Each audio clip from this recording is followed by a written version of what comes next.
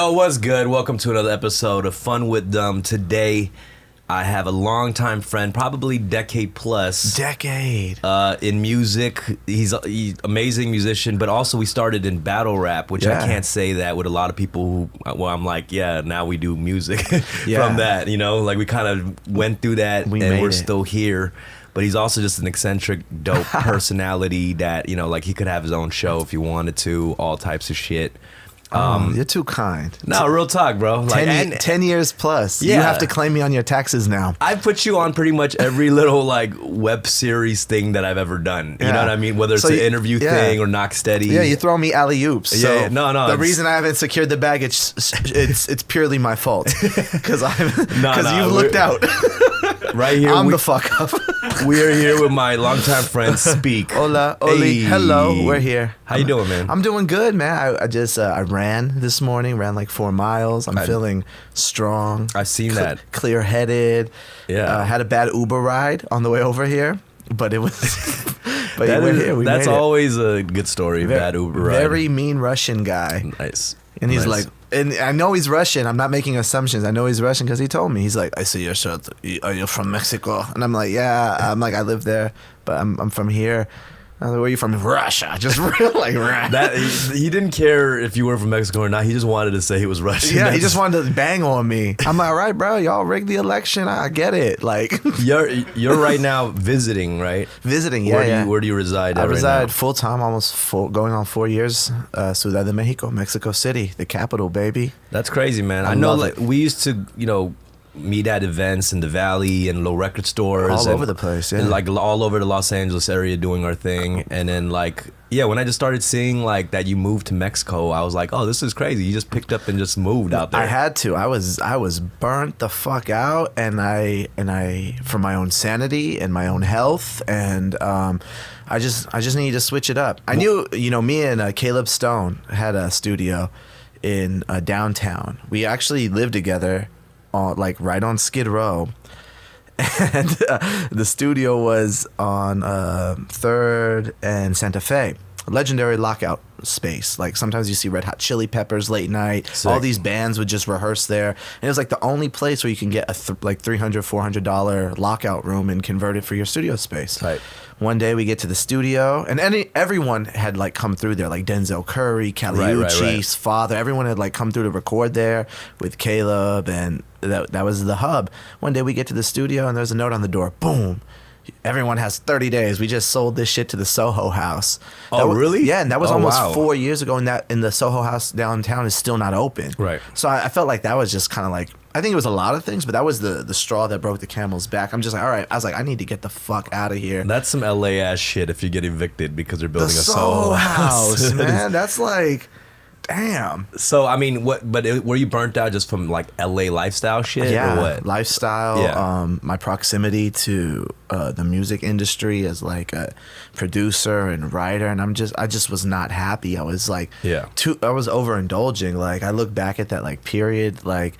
And I'm like, oh man, I was like, the tunes are there. Like, yeah, the art didn't suffer, but like internally I wasn't happy. And I think I was really, really speeding towards like a bad ending, I think. Right. And I think like I kind of hit it well, but like I look back on that, like even like that time period, like showing up on Sway in the morning, like I'm coke bloated, bro. Like, right. I thought I was fucking Tony Montana. So I'm in a white suit, and I, and I was just like, yeah, right. It's about time you had me up here. What the fuck, just being like, and everyone's like, but people still people like that personality too, like that persona you had too. Yeah, but it was. I think it was a lot of things. I think like I was like, damn, was I playing a character? I don't think so. I think it was like the chip on my shoulder. It was like, yo, what the fuck, like. Why am I not getting my credit? It was like a lot of things. But I look back at that time period. I'm in a white suit. Like I killed like the rapping, the music. Yeah. That's not the hard part. That's the easy part when you constantly create but in the music business, the hard part is keeping it all together and not fucking up your checks and not fucking up relationships. And I just like look back and I'm like, and everyone's like, man, we loved you when you were on Sway. I'm like, bro, look at my face. I like the coke blow. I'm like a weird mix of like a weird hue of like pink and like pale white, and I'm like, yo, what was I was out of my mind. Getting the Coke sweats. Yeah, like wearing a white suit on radio, like someone's gonna see it. That's amazing. So I just had to change, or else I was gonna end, bro. I really think I was gonna end up like dead. I mean, you were just, you know, in Los Angeles, as far as the music scene too, you knew like so many people because you're doing songwriting sessions, and going to parties, releases. You know, you were like a socialite, in this shit. I mean, I think both of us in younger, like we've stayed pretty like consistent with, you know, what's going on in the Los Angeles music scene. Yeah. You know what I mean? And I even just 5 to 7 years ago, you know, like whatever was happening then, like things change so quick nowadays. Oh yeah, it's like it's changing every like on a like near daily basis, you know, and I think like having a close proximity to what is happening culturally or musically or artistically, whatever it is, it's not like by some design to be like, oh, let me ride the wave, let me latch on, let me see if I could like exploit this, because like I've been involved in so many damn things and never got a check from nothing, never asked for a check. Maybe I'm stupid, probably, but you've gotten a couple of checks. Yeah, I always just wanted to be a part of cool things and like make like really good art. And I think for like, I was talking to like Gopi earlier, like guys like Gopi, me, you, it's like this is what we get off on, right? It's exciting. Like I love. Damn, what are these kids doing now? Oh, okay, little Percocet got this new song and he's you know, he's hitting these dances or whatever it is. We get off on being broken, ripped off. Yeah. Exactly. No, but like I'm always like trying to like new music always excites me. So when like people complain about rap or rock or what, you know, people always bitching and moaning about something. I'm like, yo, it's out there. Like, you know, like that's the thing. It's like, you know, obviously the check would be nice and all that, but I don't think we'd ever stop just creating. No, you know what I mean? I took a meeting yesterday and they're like, yo, like, you're at this point like you're a career artist, and I'm like, I guess I do have a career, you know. Are you songwriting still, or like? I took a little bit of like when I moved to Mexico, like a sabbatical from it. Like I still get like the cue sheets. People are like, oh, so and so's looking for hooks, so and so's looking for beats. I'm just like, you know what?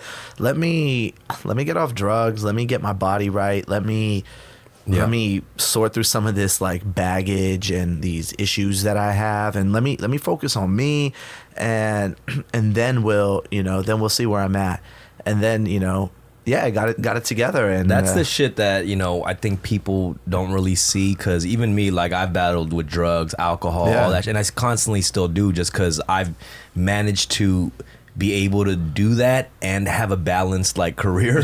So when people see that, they just don't think that you going through that shit that too. It's a struggle, or that it's and LA has a lot of that, because this is a place with a lot of opportunities, so you'll still be like killing it. It's also a place with a lot of functioning like drug addicts or people with psychological issues, and just because like you're getting your bags and you're selling out your shows and the art is coming, like it doesn't mean that you're not hurting. And I was talking to my homegirl Debit, who's a producer, and she's like, I've really been thinking like about mental illness in the music industry.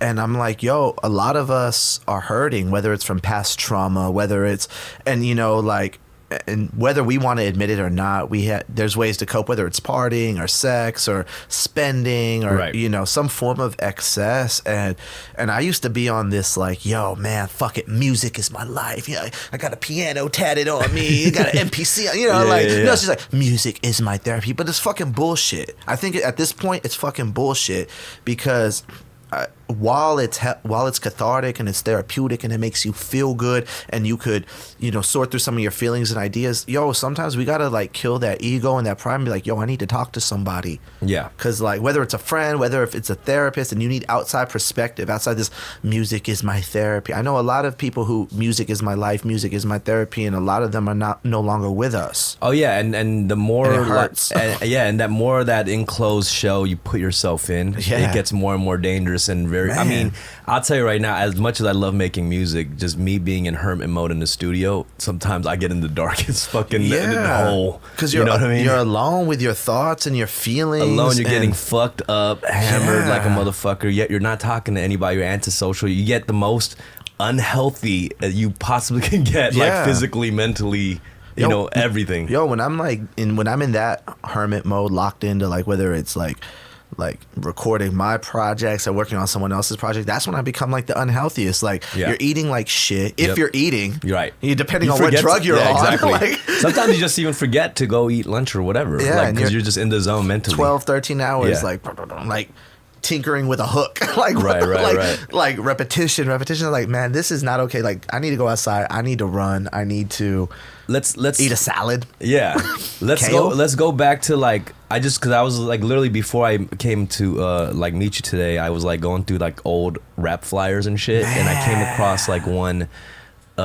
Do you remember UC Irvine? We did that Ghostface Killer battle. Yes. Yeah. Because the grand prize was a brand spanking new 2008, like a MacBook, 9 MacBook Pro, and all of us were broke, and we're like we all had this idea. It's like, man, if we get this MacBook, like we're all talking. I remember we were all talking backstage. Man, if I get this MacBook, man, I'm straight. No, like, this was literally like 10 years ago or more, probably. But it was at UC Irvine. There was a Ghostface Killer show, and they had an opening battle, like and it was great. Pretty much invited all the battle rappers of LA at that time. Yeah. So I run into like all the homies. Mike was there. Yeah. I forgot who fucking won. Some dude who's not even part of our circle. It was this random like cholo looking dude won. Right. I think we were so fucking angry. Like, everyone was mad because like, God bless that guy. I hope like. Yeah, I think I just remember. But I think he beat you too. He did. The only line I remember, I was like, "Little Rob, get a job." Yeah. I remember you told him he looked like the mechanic from Pimp My Ride. Because he was wearing like a jumpsuit. I just remember the crowd just hating me. And, most of like they hated all of us. They hated all of us. I think I got to like the semis. I got close. Yeah. I got like really close, and I'm like, man, this laptop's mine. And then like there just came like this juncture where I think like in the semis I went against like a random like, I don't know, pre-med student, just a student like who couldn't even really rap. And I'm like, oh, this is easy. And like I remember I fucking put a fucking beating on this kid. Yeah. And like his whole like fraternity, all his classmates are like, boo! And I'm like, oh, come on. There's so many. There was these moments like where in our scene in LA, like we had our regular like top battle rappers of the city, but there will be times we'll be invited to these events where they'll have their favorite dude that they're rooting for. Yeah. And I just remember us just being so angry, like, who y'all don't understand rap. You know what, like the crazy thing is, even though like we ran like in like these circles and stuff, like I never battled you. Right. I never like, we were always like on like different brackets. That's so weird. And I never had to like battle James, or I don't think I battled Mike either. So it's like cool, because like I like you guys anyway. And it's for me, like even at that time when I was like my most like angry and aggressive and stuff, like bro, like I'm not trying to like stand in front of my friend and like crack Asian jokes or call you know, a faggot or something. Like that's not ultimately, that's not who I am, and that's ultimately why I detached from all that. Oh, and there's a classic battle where you battle Jin. Right, I won. Yeah, you won that battle, right? Yeah. I won, but it was at an import car show, so I didn't win. I got the moral victory. At the time, though, this was like a very, you know, because back in the day, there was only a handful of battles that circulated the internet, and that was like one of them. Yeah, that was a big one. They're like, who's this kid? I was like 18. Yeah, I had like the Oscar De La Hoya pretty boy Latino haircut, like gelled up in the front, kind of like a little nerdy look too. So like people were like, I did not dress well. But they love that in battle rap, where there's like this underdog looking dude just like winning against like a legit dude. And that was one of those moments, like I knew him and I knew of Jin, of course. He was like one of my heroes too, because he's like an Asian battle rapper, you know? So that was like an iconic battle in a sense. Yo, it was like really weird. And I think my look always like threw people off, because what people don't know is like I was born in Huntington Park. The hospital I was born in like burned down. It doesn't even exist anymore, but we lived in East LA. My brothers are super cholo gang bangers. We lived in East LA till I was like 8 or 9. Then we moved to the Inland Empire. So everyone's like, oh, you're just like some IE kid. I'm like, no, like we had to like leave East LA because like people were like shooting up the house, and like the cops were like looking for my brothers and kicking down the door. So your parents think, oh, move into the burbs or whatever's gonna get you out of that. So it's like, or even as a teenager, go into fucking Project Blow, you know, right when not like everyone thinks Project Blow was like some like lyrical like, and there was a lot of that, but like a lot of those dudes are fucking gangster as fuck, like sure. Crips and Bloods, and like you had to be either like psychotic or delusional or like have this crazy confidence to walk into these spaces and like not be scared. That's why, you know, I never liked the hipster or weirdos for, you know, kind of, you know, having judgments about the hood, you know what I'm saying? About the people who come out of there. It's because my experience with different neighborhoods and where I, you know, just was a kid of LA. Yeah. Some of the most like weirdo gangster like motherfuckers were the most creative. Yeah, absolutely. You know what I'm saying? And I hate that like these like people try to be weirdos in the art community. Well, I'm there's like this thing. There's like this.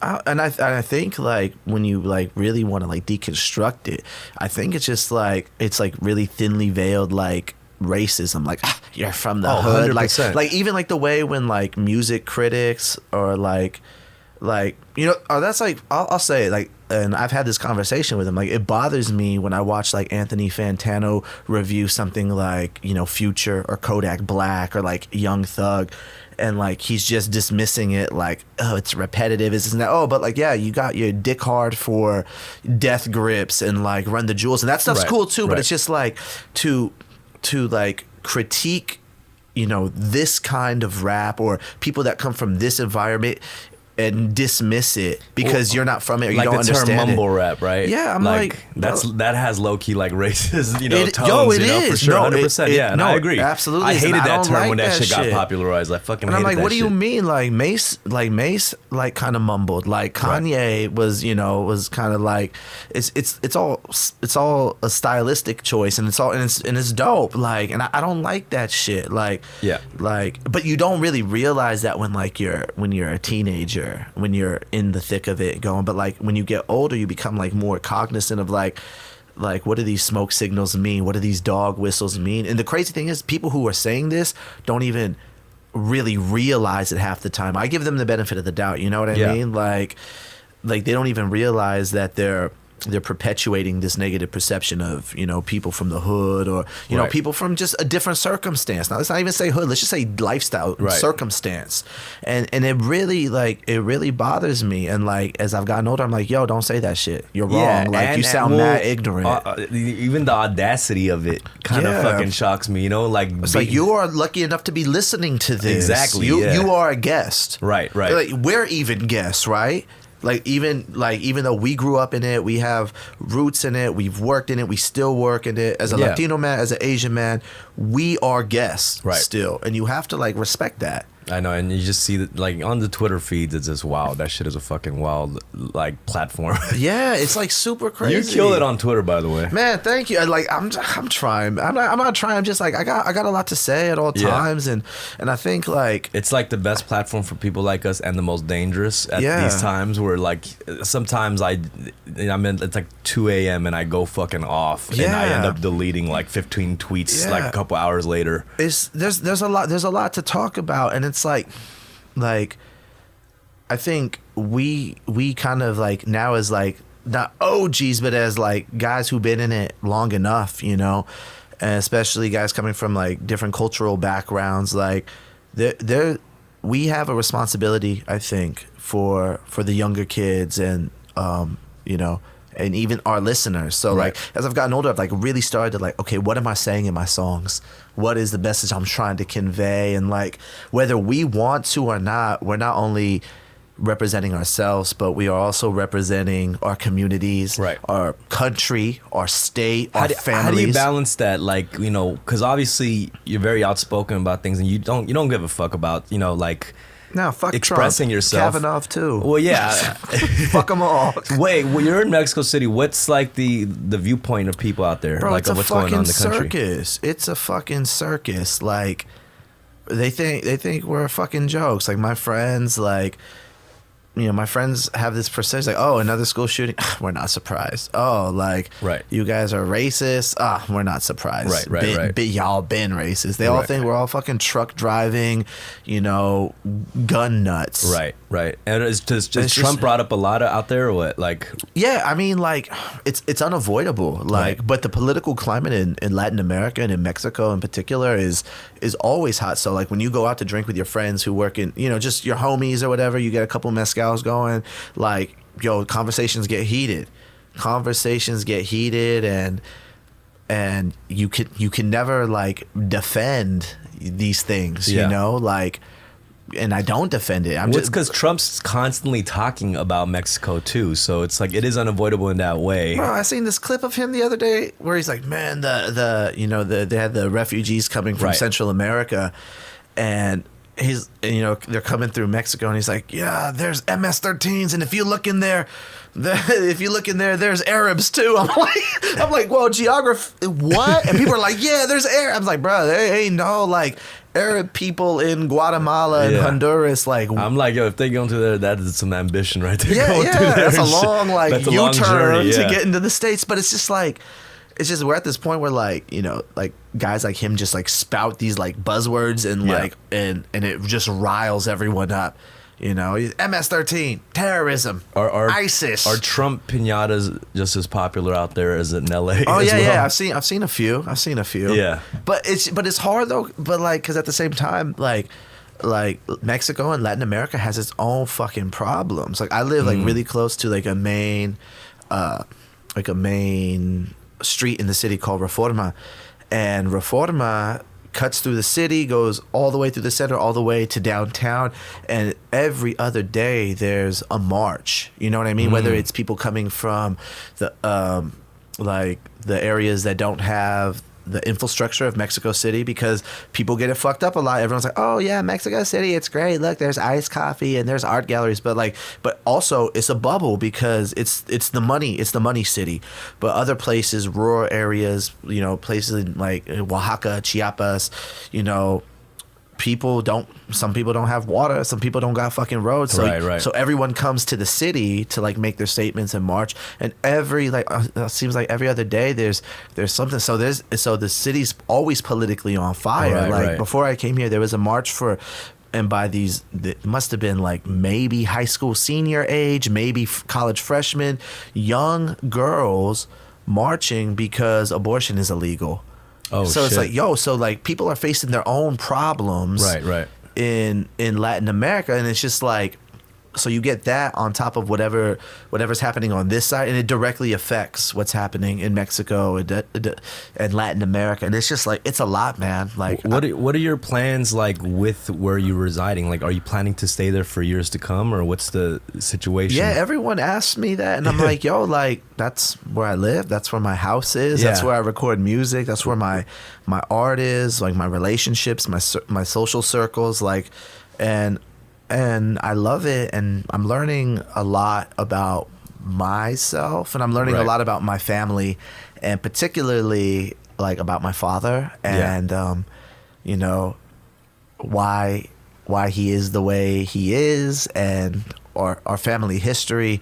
So there's a lot of reflecting. When you're a kid, I don't know if you can relate, like, but when we are kids and we go to Mexico, like for the summer, Mexico, like, right. because like, we're used to like our life here and stuff, and like, and it wasn't bad. Like, I didn't hate it, but it's just, I want to, like, it's summer vacation. I want to skateboard. I want to like chase girls at the mall. I want to smoke weed. I want to do whatever. But you don't really kind of understand it. So I didn't really understand it until I was like 20, in my 20s. Like, but I think that happens a lot. Even I mean, the same situation for like, a lot of Korean Americans, right? Like, we do the Korea summer trip, and we're there with our relatives, but you don't really get to kind of get in tune really with your culture until you have an appreciation for it when you get older. Yeah, and that's why. And also, not to mention also, like, in America, just the climate in itself. It's not, the American dream is not what it used to be as well. So I see a lot of young like immigrant kids going back to their home countries and partaking in the culture there and living there. Just be like, like returning, like, we're children of the diaspora, right? Like, first generation, if you're second generation, and yeah, like you said, that American dream, maybe it was just that. Maybe it was a dream, right? Because I got like, there's this notion that everyone wants to flood in here and everyone wants to take our jobs and blah blah blah. And I'm like, that's bullshit. Because like, I know people all over the world, whether it's Mexico, whether it's Australia, whether it's Canada. People are like, nah, I'm good. Like, I love Toronto. Like, this is, like, I'll have my life here. I know people in Mexico who are just like, Yeah. I mean, I guess I'd visit, but like I have no desire to be there. Like, what for? My life is here. Like, I think it's Americans hella feeling themselves. Yeah, it's all but it's all propaganda. Even like the notion that, you know, people like coming from Mexico or Central America seeking asylum. Yeah. You know, like, you know, they're babies, children, because whether the economy collapsed in Venezuela or whether there's, you know, like ultra violence and the cartels and gangs have overrun parts of Guatemala. People like there's this thing like everyone wants to come here. Like, are you fucking serious? Do you think people want to uproot their whole lives, their friends, their family, their language, like their history? They're escaping. Right. No one wants to do that. Like, my dad did not want to do that. And well, not like even it's propaganda, but even our like American branding is so weak right now. So weak. I mean? Like, it's so our whole branding is hella weak right now. Like, it's so weak. We need to rebrand. We need like Stone Cold. Let's get Stone Cold Steve Austin. Like, that was when there was like America, fuck yeah. Yeah, like like we had things to be proud of. Austin 316, man. Like, that's what I'm fucking we need that about. Intro. Bro, like, just the glass break and and this bald American from Victoria, Texas coming to whip everyone's ass. That should be the new anthem, bro. The national anthem. When that glass used to break, bro, I would just get chills, bro. Because you knew someone was about to get their ass beat. And then beer was going to get, like, that's tight. Always just catching the beer so just smooth, just crazy. And Austin didn't have it easy. You know, I like his podcast a lot. He gets all the old timers and they talk about, like, you know, the behind the scenes. Those guys live like rock stars. And Austin, those guys get beat up and banged up. And, like, you look back now and watch it, you're like, damn. Like, you'll notice, like, elbow taped up, 2 knee braces. I'm like, he's out there kicking someone's. I love 2 knee braces. Oh, and they were turning up too. You know, like drinks, alcohol, drugs, all types of shit, bro. But I especially like the 80s era, because it's like you watch those like Hulk Hogan interviews, you're like, oh, as someone who's done cocaine, he's on cocaine. It's like, you know, they had some steroids. Of the. They probably must have had the most ratchet groupies. Like, imagine the fan base of that, the ratchet groupies of that world. Yeah. Oh my god. Just the grimiest. Yeah. It's not like what we're doing. It's not like supermodels and influencers. It's like middle America, Rust Belt. I work at a diner. I'm missing getting teeth. Head in a porta potty, like just not giving a fuck. At the rest stop, truck stop, rest stop in Barstow. Oh my god. Oh, that's grimy as fuck. Hey, you know, you gotta do what you gotta do. Yeah, let's. You know, when you were in LA, the stuff that you're saying, like you wanted to kind of get away from in LA lifestyle, like. You know, you had that, but you still had like a very successful songwriting career. You wrote some like really big hits for Cats too. Yeah, I've been fortunate enough to work with like a lot of people. Like worked with Vince earlier in his career. Yeah, I remember. I met Vince Staples through you, and he was like a kid. And everyone knew, but everyone like knew. Well, you were definitely upping him like crazy. You know, you were like, this is the next dude, and Vince went on to like really be that next dude. I wasn't wrong. Yeah, you were not wrong. But here's I'm the very thing. seldom in my. I will say this: a lot of us, you know, I'm never even been on that like take credit for type shit. But then I love surrounding myself with a lot of talented people. Yeah, and I like making cool things. Yeah. Like, and there's this whole like even that, like, it's a joke, like, I knew, but it's just like people are gonna be what they're gonna be regardless. Oh, 100%. And you can't, you know. That's why I don't like motherfuckers who take credit for anything. I'm like, no, it's you and 90 other people who helped this person get to who he is. It's all little pieces of the story. That's right? what I'm saying. Like, it's all puzzle, and like it's never one person that makes a man. You know what I mean? But it's like those, but all those experiences and those moments and. You know, oh, hey, let's do a song together. Though, even if you do one song with someone, even if someone introduces you to a promoter, an agent, or whatever, or a writer, whatever, a photographer, whatever it may be, all those add up to create the bigger story. It takes a village to get put on, bro. Yo, this is true. Like, and I think about that a lot. Like even like back in the day, appearing like on Knock Steady. Yo, like that's like a big thing when like you don't have at the time no music out, but you got like this like little rep going, and then like. You do a video and it gets 500,000 views. Right. Oh shit! Like, those are 500,000 eyes that are on you, and like, and I won't say Knock Steady made me or this or writing this song made me, but they're all just subplots to the bigger and getting on the bigger story. And getting on a platform that doesn't guarantee you views. You have to be tight to get the views. Everyone you know what thinks I mean? It's like. magic. I'm like, bro, it's not supposed to be easy. Like, if you're good, like, it'll resonate with someone. If you're ready, then you're going to get the views. If you're ready and then you get the right platform, then you're going to get the views. But the thing is, a lot of people aren't even ready. You give them an opportunity to shine a camera or whatever, a platform with followers. And they don't deliver, then you're not gonna get shit. You know? I don't even think I was ready until like a year ago. You know what I mean? Like, I mean, you got the views for sure, even in the Knock Steady stuff. Yeah, not everybody gets the views. This is for true, sure. but like, you know, like personally, like I don't like feel like, even like there's always been like opportunities for record deals or pub deals or this and that, but like even now as like a 31-year-old man, am I like, okay, cool, like, yeah, let's take a meeting. Let's do it, because I'm in the proper maturity. I'm in the proper headspace. Yeah. I'm still creating. There's no expiration date. Yes, we get it. Rap is always, you know, there's always something new. You're only, like, I tell this to people all the time, like, you're only the new guy once. Right. It's what you do after that, right? Yeah. Like, that's only one part of the story. Oh, brand new artist, best new music. Okay, you're only the new thing once. What are you doing after that? Right. Like, and yo, like the attention, the acclaim, the bread, this and that, all that stuff is cool, but it's just like, I just want to like live a life where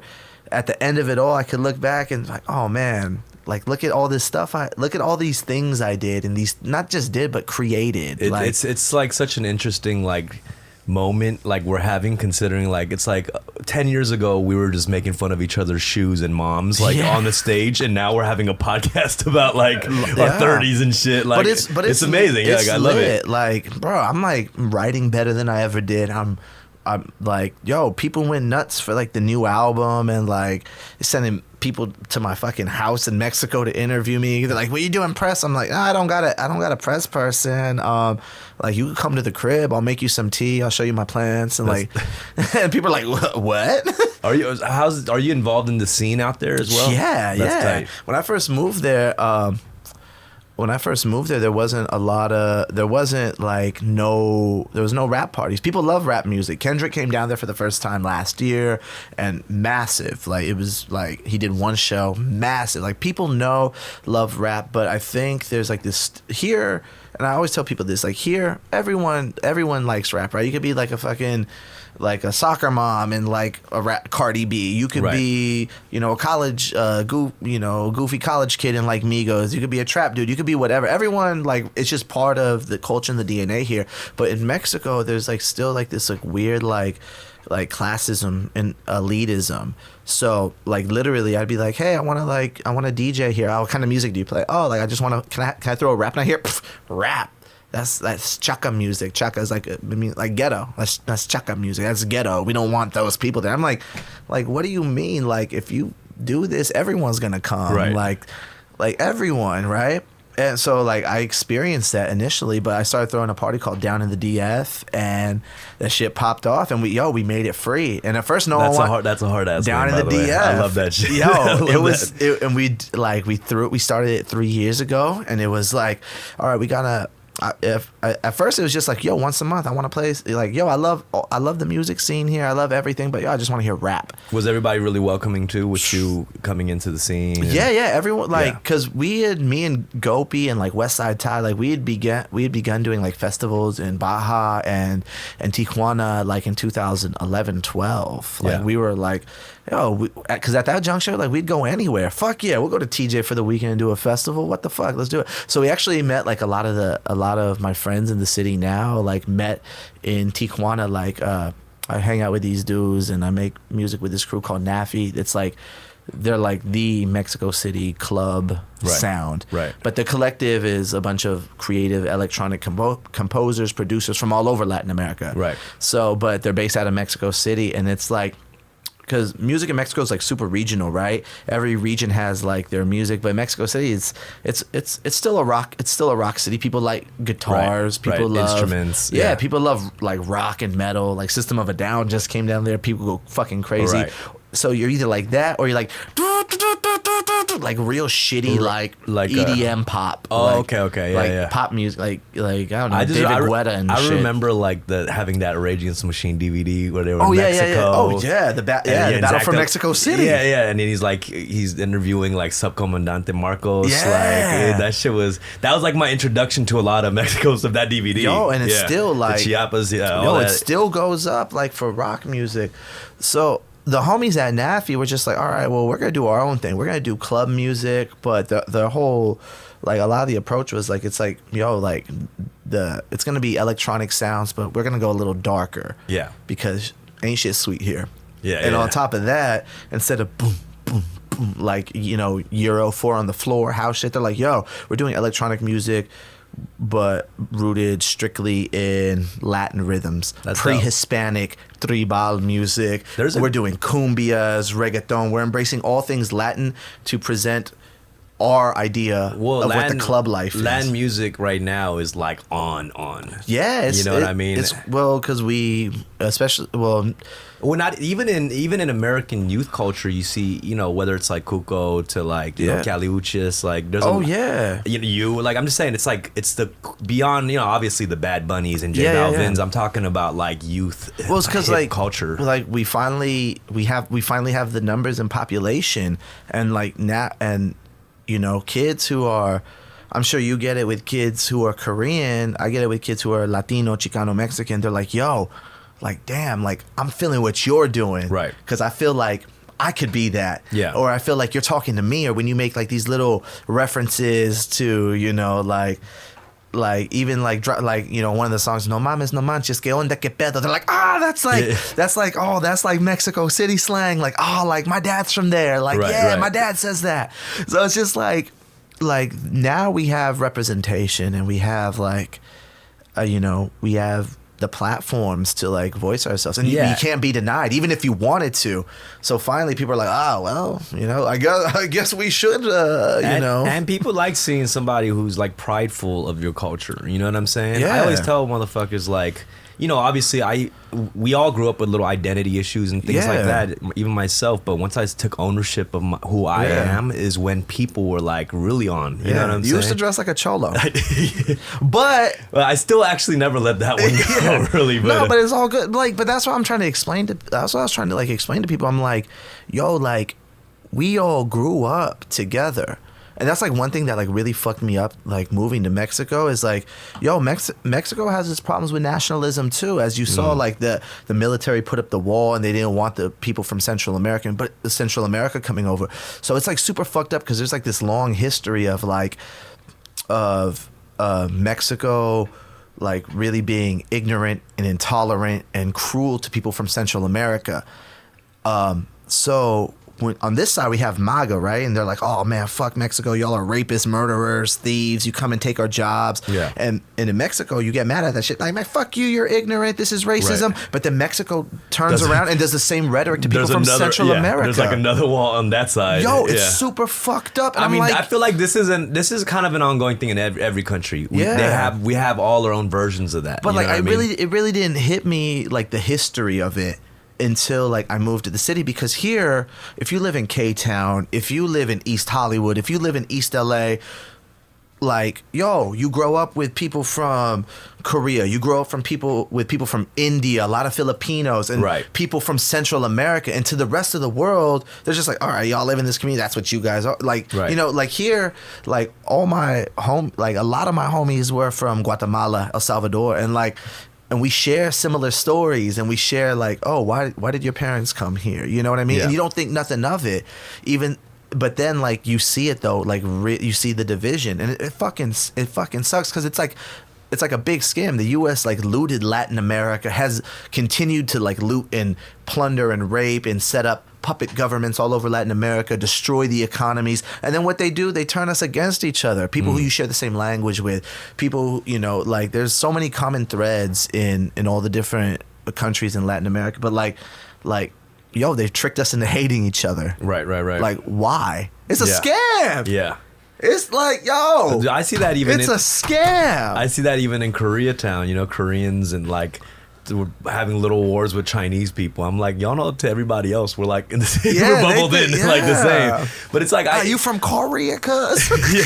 No, there's all, there's a lot of pride but then people mistaken that, it's like you could have pride, but you gotta understand, like at the same time, there's a lot, like there's hate exuding from that too. It's a monster. It really is. It's really crazy, and you have to like really, that's why we have to think critically of it. You know what I mean? Like there's these little prejudices, and like that's another thing. I'm sure you see it traveling all the time. Like you learn these things, like bro, like all over the world, people hate on gay people. All over the world, there's anti-blackness. Right. Like these aren't like just American things. These are like global symptoms, and it's like definitely. So you have to like you're aware that these things, but like when you really start going out in the world and seeing it in like different places and experiencing it firsthand, like it really alters your perception and the way you look at the world. Yeah. So I'm on edge all the time. I'm like turned to like. I mean, I could tell this is bothering you all. And I'm just mad, bro. Fuck, this is cool. What the fuck? Well, well, let's talk about your project, which is critically acclaimed. Let me stop you there. Okay. Let me stop you there, Johnny. I was like, Johnny, let me stop you there. This is the speak I'm used to right here, actually. No. Critically acclaimed. But we're doing numbers. The finally? project is called A Man and His Plants. I'm ashamed for that plant. It's a fake plant. It's like grass. Like, where did you get this? That's a fake IKEA plant. Well, I'm glad you decorated for my. Yeah. I'm glad you. No, that's always been there. I didn't bring it out. Just bust out the plants. He's coming. No. That's what Anthony Valadez did. I did like. I did like. That's amazing. In conversation with him in the studio, and he had like monstera plants, and he had a couple succulents. He's like, and he's got a real soothing voice. Yeah, brother, we set up the studio for you. Real NPR voice, and I'm like, yo, this is cool. Are you a big plant guy? Is that how the name came about? Yeah, I'm the plant zaddy. Have you always been a plant dude, or? Well, we had succulents when we moved to Moreno Valley. My dad like had like a lot of succulents, but I think it was like a lot of the album is about kind of like healing and like taking care of yourself and like asking yourself a lot of critical questions and just kind of discovering things about yourself. Right. But it's mostly about like healing and trying to like put it together, right? Like, so I started buying plants because I've always liked the way they look, but it just incorporating it into my routine of running and like and also like feeding my mind, and they do make the house like very beautiful. Right. The initial step was because I don't own a lot of things. I have like some cool clothes, I got some art on the walls, but I don't own a lot of things. So I'm like, oh, let me fill up the spaces with like some indoor house plants. Yeah. But then like the deeper you get into it, it was super therapeutic because I'm feeding my mind and I'm learning like, oh, this is a sombra, this needs to be inside, this needs you don't water it, it just needs to be moist leaf. So like you're also like educating yourself. Right. So like I learned a shit ton about plants, like, and it's just feeding your mind and seeing happy environment and watching like the phases it goes through is pretty trippy too. I'll tell you that. Man, I love it. I bought alocasia, and like it had like these, like two big stalks, and I was taking care of it, and then like, a month later, whatever, you see like three little one sprouting, and you're like, oh, my babies, I love you. I think I read into the title too much. I thought you were talking about you and the industry plants you wrote songs for. Oh, I mean, it could be.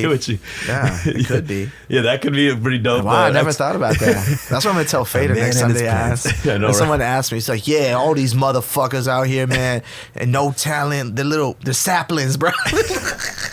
That is a fire ass explanation right there. I wanted to just feature that one. But it's like so funny. Like I wrote and recorded that whole thing like in like my house in Mexico, and like my girlfriend at the time was a really sick photographer, and we're like, all right, well, what are you gonna do? We could just shoot the album cover in here. We could shoot the promo photos on my balcony. Like, right. And it's just, I think it's an accurate reflection of this point in my life. Like, like I don't dress up for photo shoots. I'm not like, my house really looks like that. It's covered in plants. I would say since the last time we spoke or whatever, your vibe is completely like 180. Like it's, you know what I mean? Well, I had to change a lot of things about myself, Yeah. Like, and it's just getting older. Like, I'm still a smart ass, I'm still defiant, I'm still curious about everything.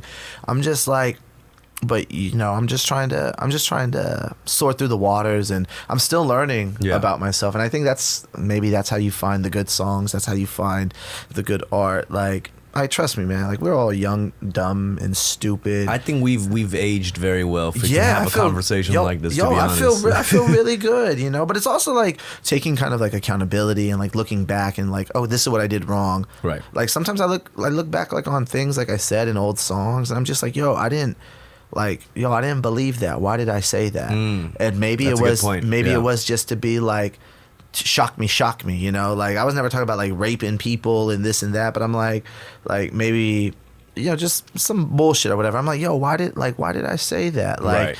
You know, like I would not want some like 15-year-old kid discovering me now to be like, yeah, bitch, I'm gonna put a molly in your butt, or, you know, whatever. Like, because they heard it in one of my records. Like, I couldn't reconcile that. Yeah. So like, even now it's hard for me. I get offers to do shows all the time, and I'm like, all right, well, let me make something that's true to form and it represents where I'm at now, because I don't want to go on stage and I don't want to sing these bitches rolling. Right. You know, like because that's not where I'm at. That's the interesting thing. Like, we think like the reason we got into hip hop and music is like, let me just express myself honestly, completely. But that's actually not the case. Even when I, like what you just said, right? Thinking about older things that we've done, it's not even the most honest expression of ourselves. No, you actually get to that even more as you get older. Yeah. Like, I've been more honest with my art than I've ever been, you know. And even podcasts, right? We're able to just therapeutically just speak on everything and not hold back. Yeah.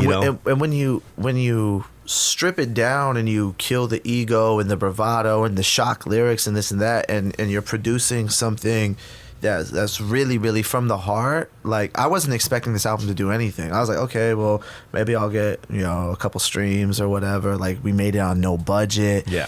But like, the songs are really genuine and they resonate with people. And so I'm like, now, like, you know, not to say like the past stuff was disingenuine or it wasn't artistic or it wasn't good, but it's just like, maybe like I've honed in on the things I want to say and what I want to present, and now it's like, now I'm seeing like the fruits of it. You know, I'm being invited like the other night, like LA Leakers or NPR, take a meeting here, That's amazing, do this bro. and that, or being invited to a festival because you were, you know, to play festivals or whatever, because it feels good, man. Like, I mean, especially because there was no expectation. I didn't even think I was going to be coming back up to the States anytime soon. You haven't put out a record before this one in a while, right? Yeah. Like, I did like some collaborative stuff with like Caleb, a couple collaborative EPs, and a collaborative EP with Dream Panther. But this is like the first like solo record I've put out since like 2013. I'm just like, man, but you know, the internet moves like this. In 2013, like, there's already been 10 changes in rap, and so it's like, oh, like, I'm gonna put it out. If people fuck with me, they're gonna like it. We'll see. But it's like people are just discovering me now. Well, that's amazing. I mean, it feels good. I tell you right now, this shit's a marathon. You know, we're still in it. We're still running. Distance runner. I ran 4 this morning. Nothing. Yeah. No pun intended. That's why I might hit the double. I'm like, you hit the double. Might take a nap. He's gonna run to his next podcast. Yeah. I don't really get invited to podcasts. I'm like, I'll be seeing something that's like, damn, like, no one invites me to do fucking. And it's weird because you completely make sense to kill it in the podcast. They don't want me in the podcast game. Yeah. Maybe this will, you know. Yeah. Let's start with this one first. Yeah, exactly. No, I'm glad you came. Where do you see yourself?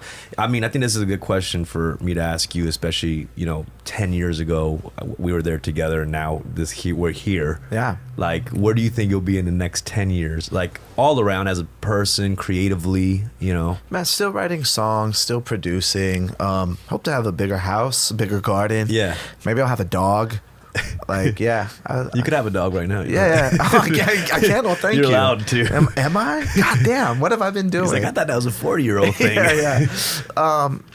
You know, maybe settle down. Maybe with a partner of some sort. Who knows? Yeah.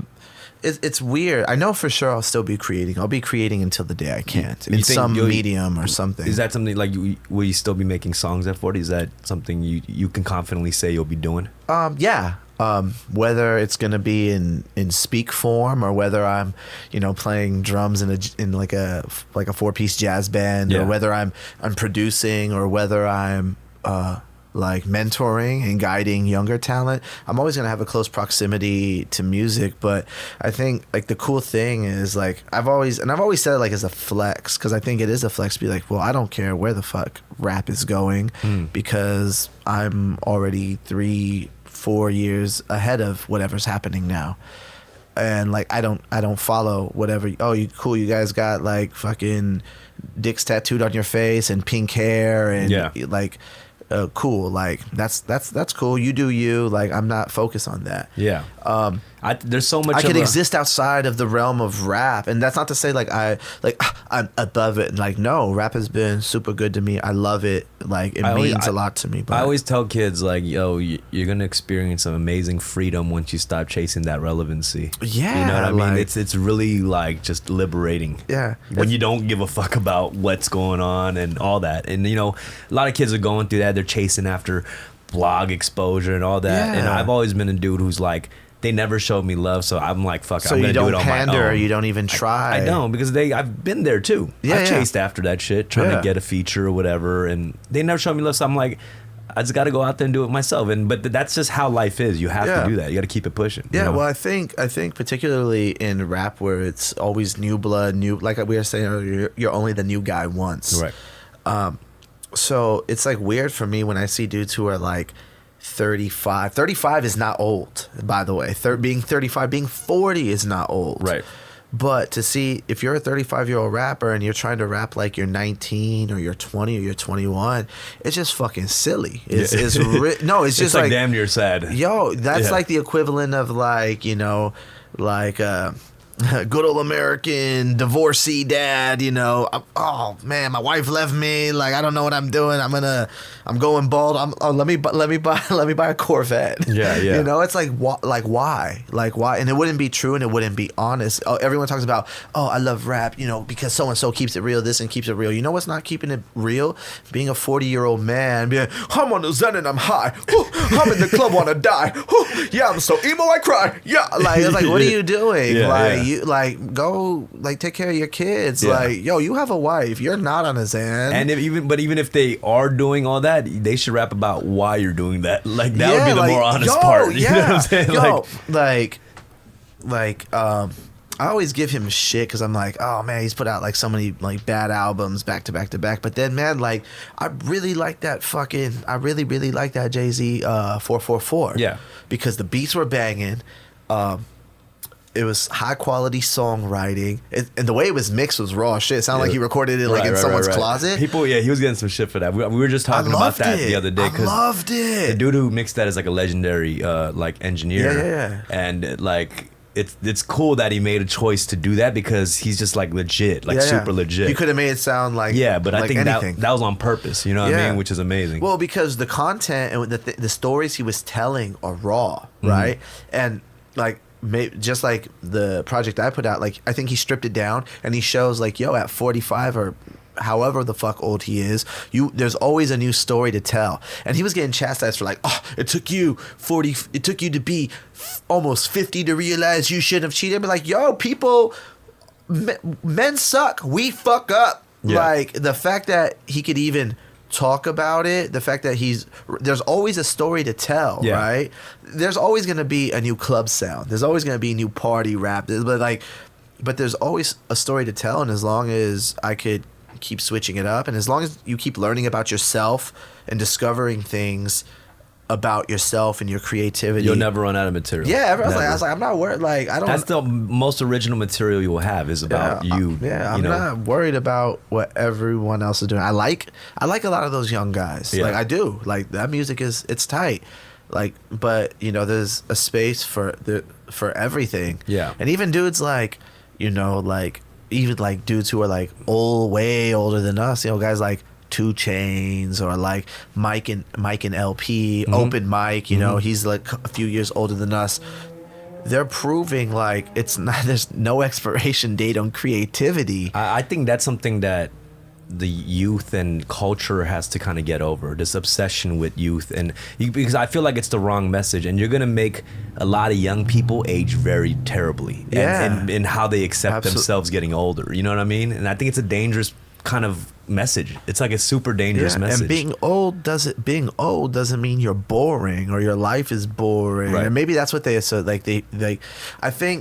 I think when you're not living right and when you're not internally happy, you worry about those outside. You worry about those surface level things, looks, age, relevant. Someone told me one time, like, your opinion doesn't matter, you're relevant. I'm like, well, you live in a basement. I own an art loft in Mexico and I live across the street from a castle. And I make music every day and I get to do what I want. Yeah. So what is relevance? What is this even about? Right, like relevant to what? Yeah, and I was saying that a lot of some of the topics I'm discussing, and like I'm writing a TV show and stuff, and it's about Are you gonna cast me? I should cast you in something for sure. I mean, you got look the at me. look. I'm a superstar. Look at my hair. Look at my hair, brother. You can ride me like a unicorn through a forest. I love it. No, but it's about that exactly. It's about what you just said, right? Like, what is relevancy? Like, as sometimes I focused on relevancy in the rap game and I lose relevancy with my family. Like, I have a niece who doesn't fucking recognize me, or like that. Those are these moments. That's the hard one. Those are these moments of revelation that I've had with what relevance means to me, you know, and in the circle around me. Yeah. So I completely agree with what you're saying. Relevance is all relative. Yeah. Relevance is all relative. I'm on the sedative. I've had a revelation about the relativity because it's all irrelevant. Yeah. Oh, the cipher just opened up. Yeah. Open up that mouse pit. Realize. Remember when you said that? You're like, oh shit. Damn, there's like a quadruple entendre, brother. Bro, it's not that deep. Right. What do the kids say? This ain't it, Chief? I called Chief. Yeah, that one is amazing. Those are the moments where I'm like, man, the kids are killing shit. Yeah, like, that's what is amazing. Yeah, like you have far more resources, and like I'm always blown away by like how quickly like something like a sporting event or something, or like some epic thing happens, and then like 2 seconds later there's a meme, right? Yeah. Like that UFC fight when Khabib jumped in the crowd after he murked McGregor, and like literally 2 seconds after that happened, there's a meme of him jumping out, and like then the photo of Drake like his scared face. yeah. Like from some concert or something. I'm like, damn, y'all are fucking quick. They're too good with the internet. But how? You've stayed very good with the internet for years, bro. I like technology. And we started technology. We started in dial-up, so you've aged really well on the internet. Me and my boy Laro were talking about that. I'm making a lot of records with this dude in Mexico City, and we were talking about first wave internet, and he's like, I didn't even have a computer till I was like, I was in my teen years. We used to have to go to the university. Internet cafes are still super huge in Mexico, like gamer cafes or people just for your everyday thing. But we're talking about first wave. We're talking about like, because he's coming out with a tape, and I'm like, you should design the cassette tape to look like Winamp. Oh yeah, that would be super cool with like your tracks on it. Classic. So we're talking about like Winamp, and he's like, we can go even further back. What about Real Audio? Yeah, Real Player. And the lowest quality buffering music, but like that was like the beginning of streaming. Yeah, you could stream songs or whatever. That's true. So, that one in particular for sure. Trying to explain that to people, I'm like, like me, you, and Mike and James, like we all come from this end of hangout at, even though I never did, but end of hangout at the gas station or Venice Beach. Hey, listen to my CD era. Yeah. And the beginning of Soulja Boy Internet Crank That era. Right. And by the way, in my eyes, Soulja Boy invented the internet, because I didn't even know what the fuck a YouTube was till Crank That dropped. Viral moments on the internet early on and trend setting. Yeah, still for sure. I say that too. When he's talking about, come on, that's classic. That's just classic material. When he's talking about like the dudes who try to rob him, right? Like he's reenacting it. He's like, he came in, so I shot him. Bow. Like, man, he's had some moments. Okay, he had this one moment. Sorry, I don't mean to turn this into the Soulja Boy Appreciation Podcast, but I fucking love. I'm SODMG Speaky. I'm on the late. No, I think that podcast could probably take off though. Soulja Boy Appreciation. He needs to do more podcasts. He doesn't really do interviews like that. That's true. Because he's been kind of low key these days. Actually, he's invested in all kinds of bunch of things. Yeah, I'm sure he's not no dummy. I always say like I have dummy. no doubt that Soulja Boy was early on Bitcoin, cryptocurrency. I haven't. Like, he is. You know what I mean? Like yeah. I feel like he would be the type of motherfucker who would have been early on crypto. Oh yeah, absolutely. Bro, the first time I ever seen, remember like a few years back when every like douchebag in LA had a hoverboard? Yeah. And like joggers. He was the first person I ever seen on a hoverboard. He was the first. In my eyes, he invented that too. Yeah. He is our Elon Musk. If you, he is our generation's Elon Musk. Yeah, he invented YouTube, hoverboards. Yeah. Yeah, he's. Yo, let's that was an amazing way to exit. But yo, we love you, soldier. Is there anything you want to pitch? Obviously, the album, A Man and His Plants. Stream it, 10,000 million streams. Yo, support this man. Yo, please. It's they're saying it's a classic, and I'm not gonna lie. When I was making it, I knew.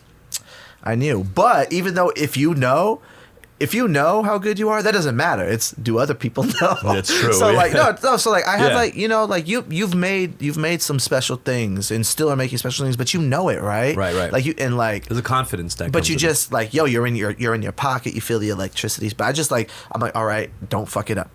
Just get the job done, get it out, and see what it does. And I'm not gonna lie, I knew, but yeah, man, in this now people are finding out, and I'm very thankful. I'm thankful for you. I'm thankful to be 31 years old and like still doing it. And catch the man's live show. I mean, come to that's Tropicalia. One thing I can't get you tickets. There's one thing I will say about you over the years. We've known each other for 10 plus years, and you performing was always like, even early on, your live show was really good. You put a lot of energy and effort into it. Yo, we were like mosh pitting at the Spliff, slam dancing. I remember going to one of the shows. You had mad people with masks, and you were throwing confetti off this fucking stage. We wanted to make it like it was an experience. I've come down a lot. I mean, I still turn up, but like now, like I have like this like fucking You'll see at Tropicalia. It's Cirque like Soleil meets Rolling Loud. Yeah, meets. Yo, I was thinking about that. I was like, someone's like, you should do Rolling Loud. I'm like, bro, I'd get up on that stage and be like, and plants fill the room, and people would be like, boo, bring out smoke perp. Like I would get booed off the stage. There'd be a sea of kids with pink hair and face tats throwing garbage at me, throwing Monster Energy drinks at me. Who knows? Maybe they'll just start crying. You just make them like, what am I doing? Yeah, I need a plant. Throw his hands in the cans, kid. But yeah, Man and His Plants on all streaming platforms. Tropicalia with Cardi B. Yo, that's a big one. I like saying that. I'm playing with Cardi B and Mac DeMarco and Cali Uchis. Yeah, and a lot of amazing just Latin acts. Los Angeles Azules, man. The great cumbia band from one of the worst hoods in Mexico City, Iztapalapa. Wow. I gotta check them out. Yo, they're incredible, and they play festivals all over the world, and it's just like really romantic, beautiful. It's cumbia music, but they're from Iztapalapa, and it's a really rough part of the city, but it's cool because it's like it's like cumbia music, and randomly like in the breakdowns they always bang Iztapalapa. They're like Los Angeles Azules de Iztapalapa por todo el mundo. Like yo, we're from the hood, but we're for the world. I'm like, that's positive. That's positive banging, and that's positive set banging. We gotta spread the positive gang banging. Yeah. But yo, thank you for coming, bro. Man, and you're welcome anytime for sure, bro. Real talk. Check out Speak, A Man and His Plants. We're in K-Town, holding it down. Koreatown Run Club to all the run clubs around the world. Stay healthy, man. Health is wealth.